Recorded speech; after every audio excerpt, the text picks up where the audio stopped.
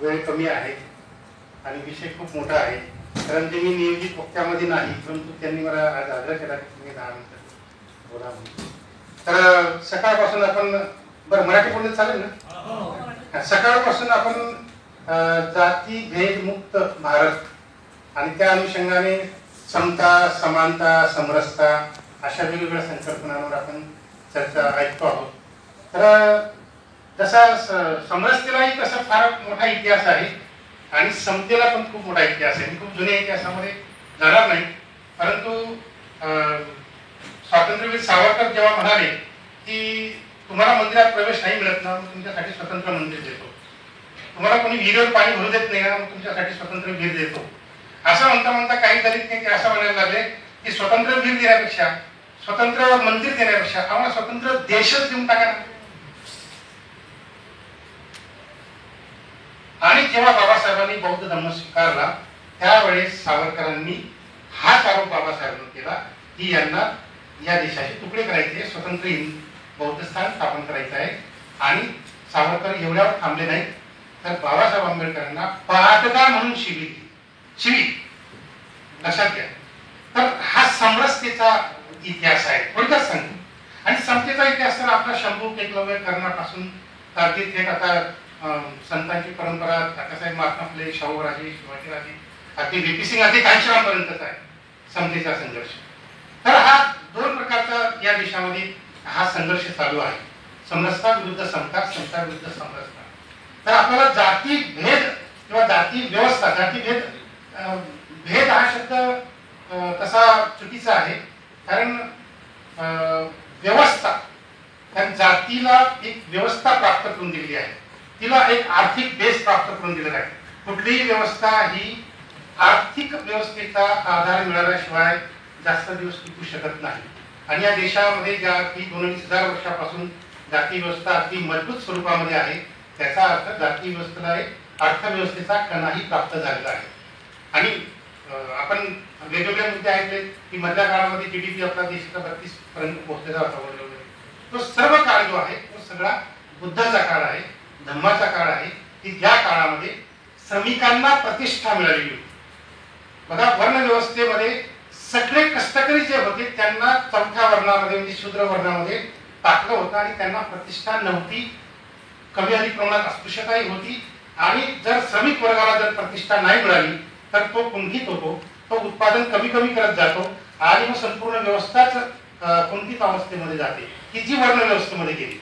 आणि वर्ण व्यवस्थेमध्ये काय झालं की जशी जशी ती कडक होत गेली तशी तशी हिंसा खूप वाढत गेली. यज्ञ, कर्मकांड, पुरोहितशाही याचं प्रचंड हे मात्र आणि त्याच्यामध्ये काय झालं की त्या सगळ्या यज्ञांमध्ये, कर्मकांडांमध्ये मोठ्या प्रमाणामध्ये शेतकऱ्यांना आवश्यक असलेले जे पाळीव प्राणी होते, म्हणजे बैल, म्हैस, गाय, हे सगळं त्या यज्ञामध्ये मारले जायचे, कापले जायचे, भाजून भाजून खाल्ले जायचे. आणि हे त्यावेळची गरज म्हणून तथागतांचा बौद्ध धर्म स्थापन झाला. वर्णव्यवस्था त्यांनी नष्ट केली, पुरोहित, यज्ञ, कर्मकांड त्यांनी पूर्णपणे बंद केलं. आणि जे भिक्खू संघाबद्दल उल्लेख झाला, हा जो भिक्खू संघ आहे हा एक समतेचा बेट होतो, लक्षात घ्या. आणि नंतरच्या काळामध्ये जे काही बौद्ध विद्यापीठ स्थापन झाली, या बौद्ध विद्यापीठांच्या माध्यमातून रेनेसन्स मुवमेंट या देशामध्ये मोठ्या प्रमाणात राबवली गेली, प्रबोधनाची महाचळवळ. आपण आज युरोप जो विकसित झालेला आहे पूर्णपणे, युरोपचा जो विकास झालेला आहे तो केवळ आणि केवळ रेनेसन्स मुवमेंटमुळे. रेनेसन्स मुवमेंटमुळे काय होतं की जे प्रचंड प्रबोधन लोकांच्यावर दिलं जातं, लोकांना दिलं जातं, त्याच्यातून मेंदू मोकळा होतो. मेंदू मोकळा झाल्यानंतर म्हणजे गुलामगिरीतून मोकळा होतो. जसं की युरोपमध्ये चर्चची गुलामगिरी होती, जसं की आपल्याकडे धर्माची गुलामगिरी आहे, तशी तिकडे गुलामगिरी होती. त्या गुलामगिरीतून मुक्त होण्यासाठी रेनेसन्स मुवमेंट युरोपमध्ये मोठ्या प्रमाणात राबवली गेली. लोकांचे मेंदू त्या गुलामगिरीतून मुक्त झाले, त्याच्यातून विचार शक्ती वाढली, त्याच्यातून संशोधन पुढे आले, शास्त्रज्ञ निर्माण झाले. आणि त्याच्यानंतर मग यंत्रयुग आला, यंत्रयुगातून त्याचा विकास झाला, उत्पादन वाढलं आणि त्याच्यातून मग पूर्ण जगावर युरोप आज राज्य करतोय, प्रत्यक्ष अप्रत्यक्षपणे. तर रेनेसन्स मुवमेंट ही सगळ्यात महत्वाची असते. ही रेनेसन्स मुवमेंट मोठ्या प्रमाणामध्ये या देशामध्ये बौद्ध विद्यापीठांनी राबवलेली होती. आणि तलवारी मग त्याच्यामुळे केवळ प्रबोधनामुळे, म्हणजे बौद्ध विद्यापीठामधून समजा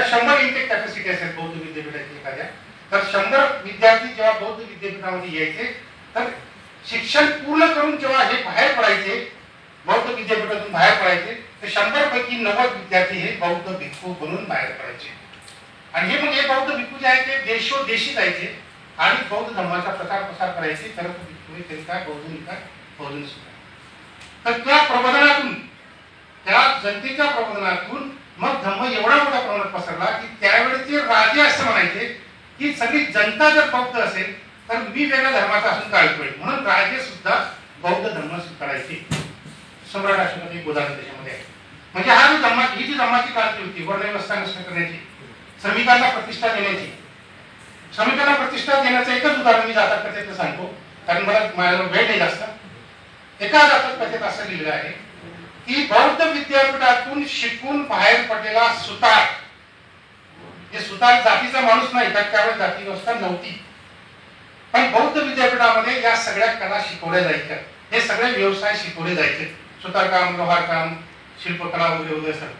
तर बौद्ध विद्यापीठातून शिकून बाहेर पडलेला एक सुतार, हा सुतार जेव्हा राजाच्या दरबारात प्रवेश करतो तेव्हा राजा सकट सगळे दरबारी उठून त्याला नमस्कार करतात.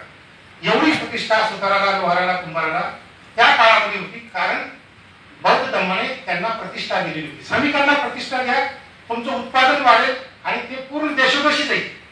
सरांनी मगाशी जे सांगितलं की भारतातून खूप मोठ्या प्रमाणावर ट्रेड जात होता, पण तो केवळ या कारणामुळे, दुसरं तिसरं कुठलंही कारण त्याला कारणीभूत नाही. वर्णव्यवस्था धर्माने नष्ट केली, पुरोहितशाही नष्ट केली, यज्ञ कर्मकांड वगैरे नष्ट केलं, त्याच्यामुळे माणसं जी श्रम करणारी माणसं होती ते त्या गुलामीतून मुक्त झाले. आणि त्यांनी कोसंबी सांगतात, धर्मानंद कोसंबी सांगतात त्या काळाचं वर्णन करताना की बौद्ध काळामध्ये, त्या वर्णांत झाल्यानंतरच्या क्रांतीच्या काळामध्ये, एक मजूर जेव्हा नांगराची एक कीर काढत होता तर एकाच वेळेस 10 कीर उमटत होत्या. म्हणजे एका नांगर चालवला की 10 किरा उमटायच्या. याचा अर्थ त्यावेळेचे श्रमिक इतके मुक्त झालेले होते, इतके स्वतंत्र झाले होते की त्यांची उत्पादन क्षमता वाढली आणि त्याच्यातून 10 पटीने त्या समाजाचं उत्पादन वाढलं. आणि 10 पटीने उत्पादन वाढल्यानंतर मग ते युरोपमध्ये जायला लागलं. तुम्हाला पुरून उरेल तर ते परदेशात जाईल ना विकायला. आणि एका जातक कथेमध्ये असलेलं आहे की एक कुंभार दिवसाला 500 मडके घडत होता. 500 मडके. आता छोटं जेव्हा म्हटलं तर किती मडके लागतात? 500 मडके दिवसाला. हे त्या काळातले वर्णन आहे सगळी. तर श्रमाला प्रतिष्ठा दिल्यामुळे कुठलीही विषम व्यवस्था अस्तित्वात राहत नाही. जाती व्यवस्थेमध्ये श्रम करणारे सगळे जे लोक आहेत ते खालच्या स्तराचं जीवन जगतायत, अस्पृश्यतेचं जीवन जगतायत, हीनतेचं जीवन जगतायत. त्यांना प्रतिष्ठा नाही, त्यामुळे उत्पादन वाढत नाही, त्यामुळे कुंठित अवस्था निर्माण होते. आणि म्हणून आज देशाचा जीडीपी कधी 6वरून 7वर जातो, 7वरून 5वर येतो, आता काहीतरी तो 3वर आलेला आहे. एकच कारण की तुम्ही या देशातल्या श्रमिक जनतेला जाती व्यवस्थेमध्ये आजही जकरून ठेवलेला आहे. त्यांना मुक्त करा, ते श्रमिक मुक्त होतील, उत्पादन वाढवतील आणि तुमच्या देशाला अमेरिकेपेक्षाही जास्त सधन बनवतील, हे लक्षात घ्या. आणि शेवटचा मुद्दा सांगतो की मी गेल्या 25 वर्षापासून बौद्ध विद्यापीठाच्या धर्तीवर एक फुले आंबेडकर विद्यापीठ चालवतो. एक समतेचा अभ्यासक्रम तयार केलेला आहे. पूर्ण महाराष्ट्रावर त्याचे 300 परीक्षा सेंटर्स आहेत. त्याच्यावर त्या अभ्यासक्रमाच्या आधारावर मी पुस्तकं छापतो, अभ्यासक्रम पुस्तकं म्हणून मी त्या मुलांना देतो. एकेका परीक्षेला 5-5 हजार विद्यार्थी बसतात. त्या सगळ्या अभ्यासक्रमामध्ये बाबासाहेब आंबेडकर, तात्यासाहेब महात्मा फुले, शाहूराजे, शिवाजीराजे या सगळ्यांच्या जीवनावर तो अभ्यासक्रम असतो. तो 25 वर्षापासून राबवतो आहे. याच्याबद्दल नंतर केव्हा तरी मी अधिक बोलेल. आता माझा वेळ संपलेला आहे. धन्यवाद. जय ज्योती, जय हिंद. धन्यवाद.